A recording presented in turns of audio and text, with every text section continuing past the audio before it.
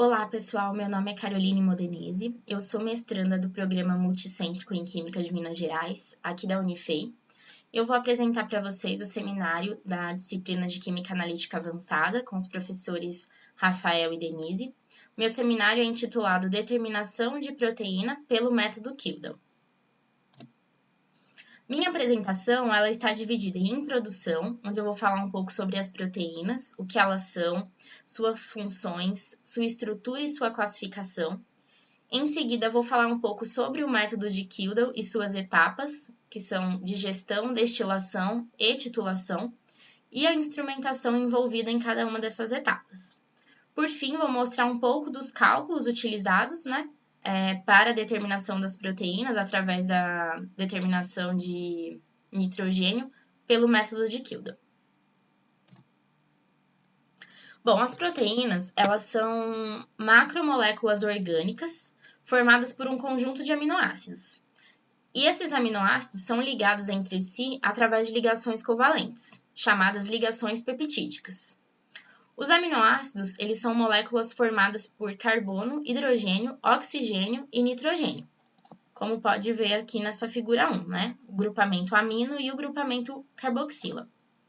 Existem 20 tipos de aminoácidos. E esses 20 tipos de aminoácidos podem combinar entre si de diferentes formas para formar diferentes proteínas. Então, a rede longa de aminoácidos, que são os polipeptídeos.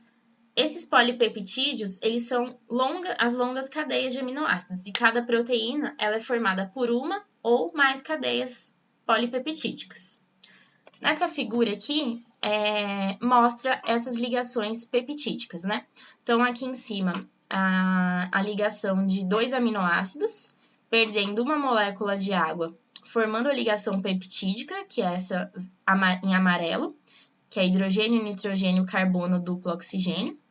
E aqui embaixo, um outro exemplo com 4 aminoácidos ligados, perdendo moléculas de água, formando as ligações polipeptídicas.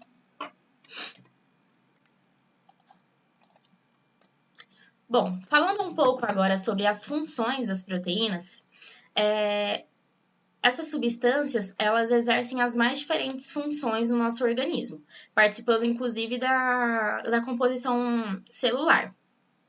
Não existe nenhum processo biológico que não tenha proteínas envolvidas.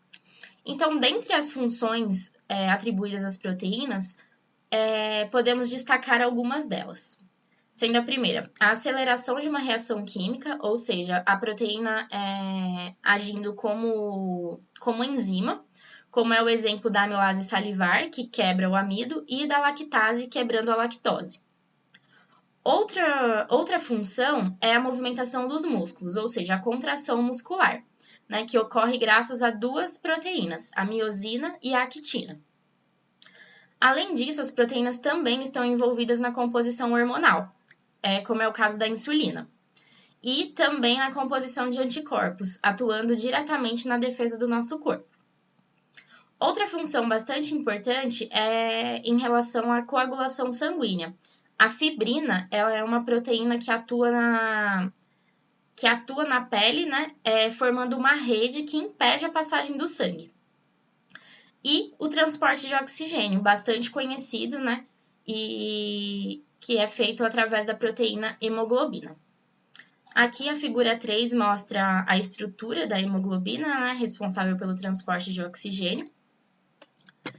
E aqui ao lado, essa imagem referente à movimentação dos músculos, ao colágeno.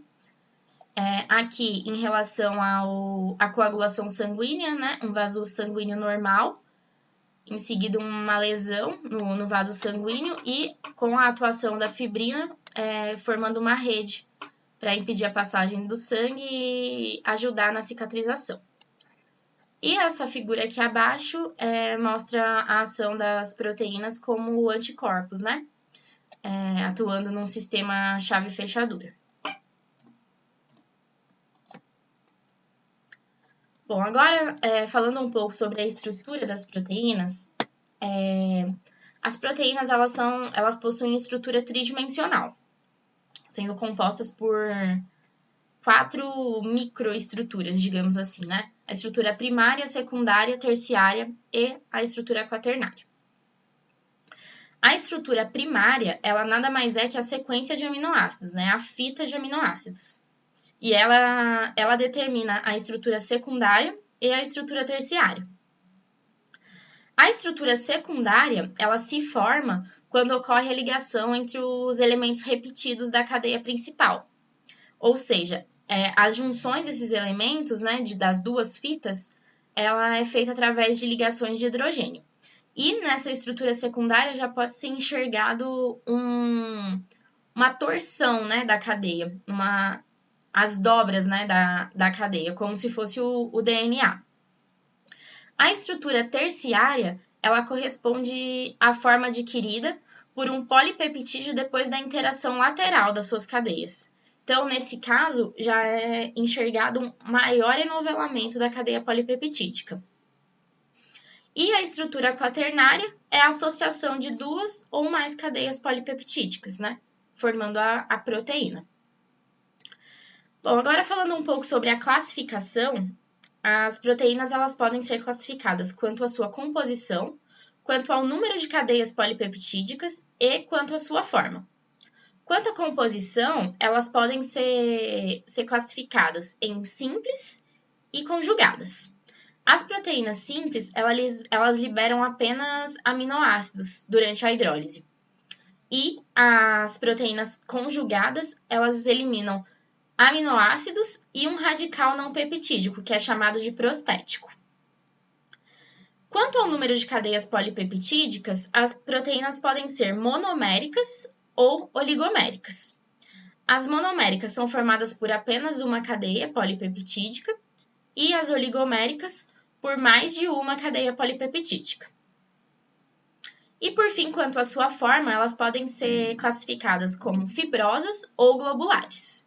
Sendo as fibrosas, a maioria das proteínas são geralmente insolúveis em meio aquoso e possuem peso molecular bastante elevado. Já as proteínas globulares são geralmente mais complexas e apresentam estrutura esférica, e geralmente são solúveis em meio aquoso. Aqui na imagem mostra, a figura 6 mostra um exemplo de uma proteína globular, né, a mioglobina, e a figura 7 mostra um exemplo de uma proteína fibrosa, que é o colágeno, né, que está aí atribuído à função de movimentação muscular. Agora, falando um pouco do método de Kildall, esse método ele é o mais tradicional método, né, de determinação de nitrogênio, e ele foi desenvolvido por um químico dinamarquês chamado Johan Gustav Kildall, que trabalhava com proteínas em grãos, e esse método ele foi desenvolvido há mais de 130 anos, né, em 1883.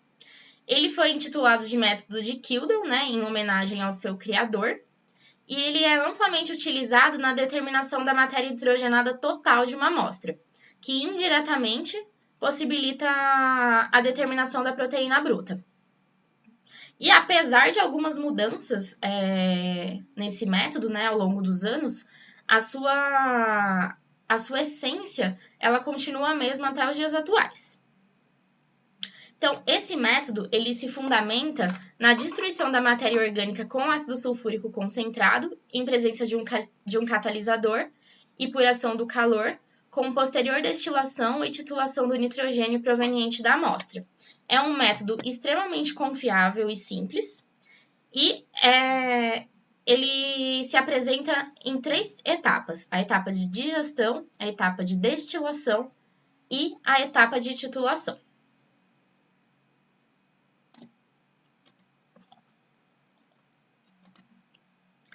A etapa de digestão, ela acontece com um aquecimento da amostra com ácido sulfúrico concentrado, até que o carbono e o hidrogênio sejam oxidados.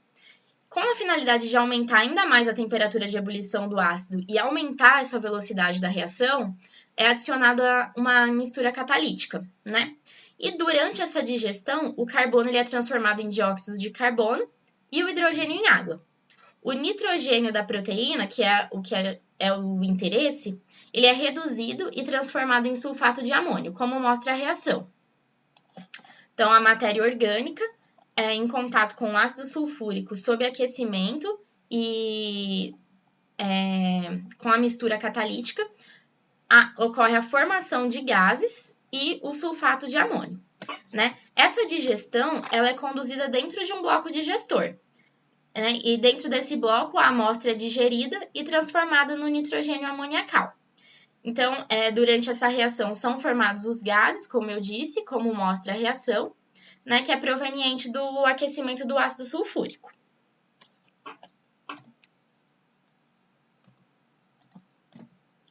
Falando um pouco sobre a instrumentação dessa etapa, então, primeiramente, é feita a pesagem da amostra, juntamente com o catalisador e o ácido sulfúrico, em um tubo de Kilden, né, que é um tubo geralmente feito de vidro em borosilicato, que é um vidro que suporta o calor, né, que vai ser submetido esse tubo no bloco digestor.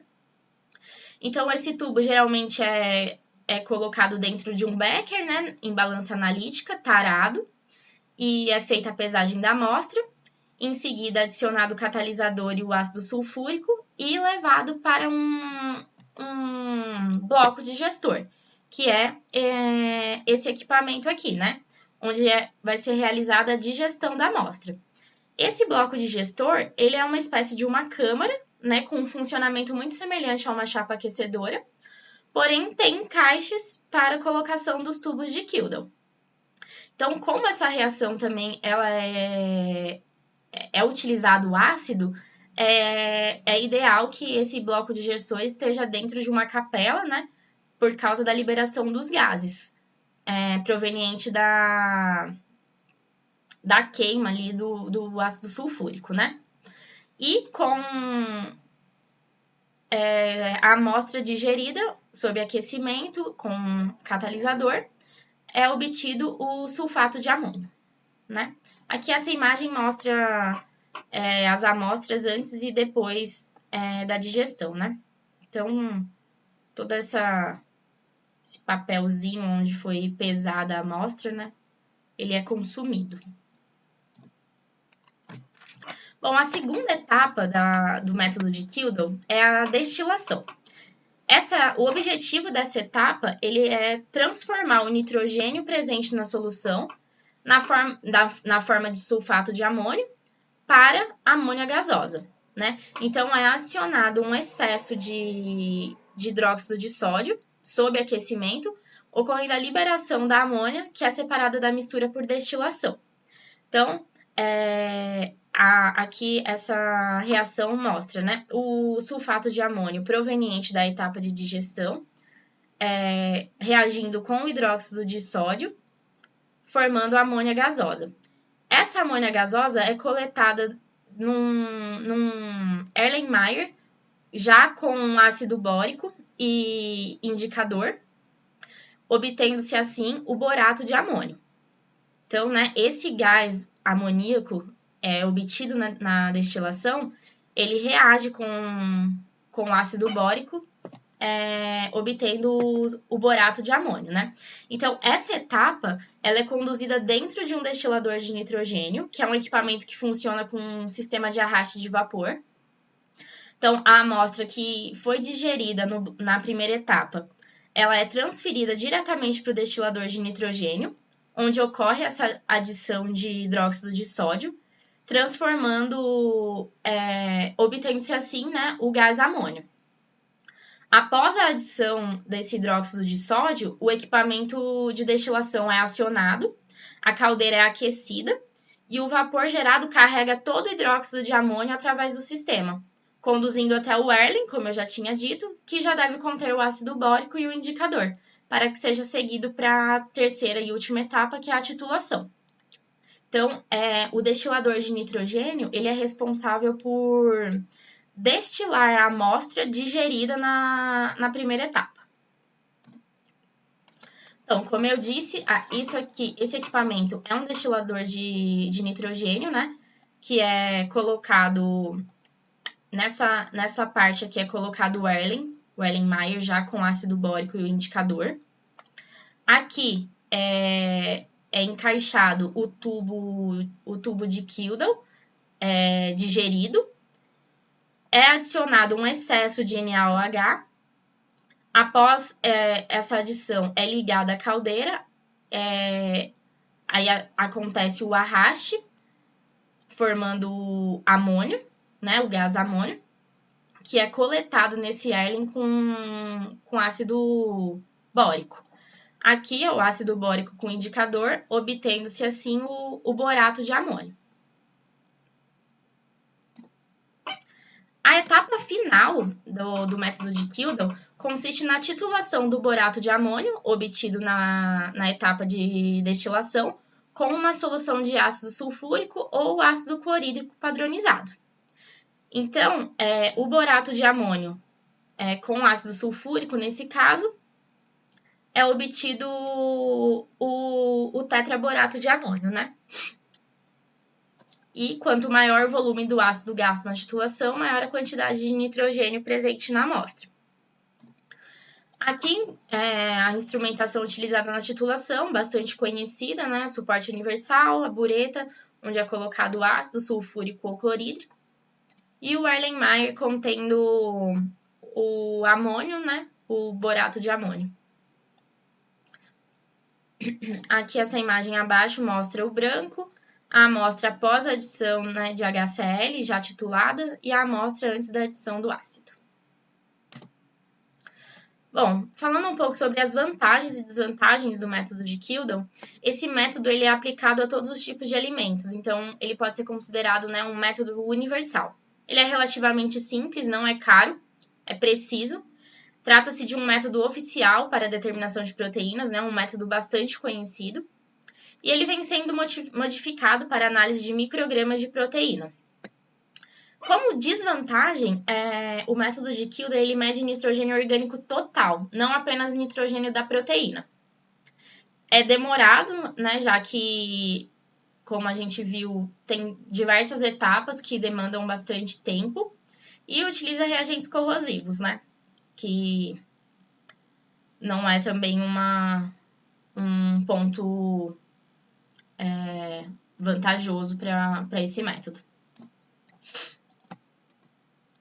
Bom, falando um pouco agora sobre os cálculos, falando um pouco sobre a porcentagem de nitrogênio na amostra, então, primeiramente, a gente vai calcular a porcentagem de nitrogênio total, com o volume, né, em ml gasto de ácido durante a titulação,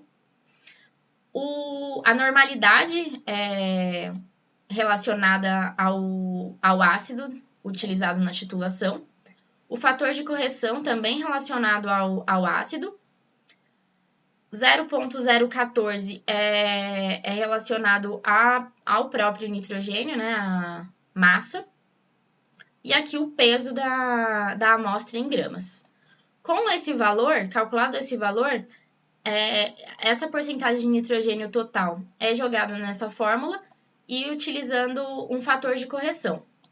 Esse fator de correção, ele é relacionado com o tipo da proteína. Então, carnes e derivados, será utilizado 6,25 como fator de correção. Leite, derivados, 6,38. Ovos, 6,68. Então, esse fator de correção depende da proteína que você está trabalhando.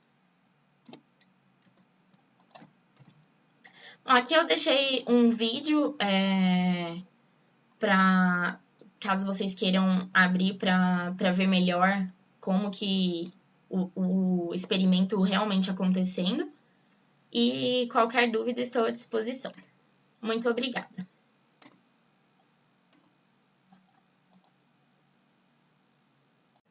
E aqui estão as minhas referências bibliográficas.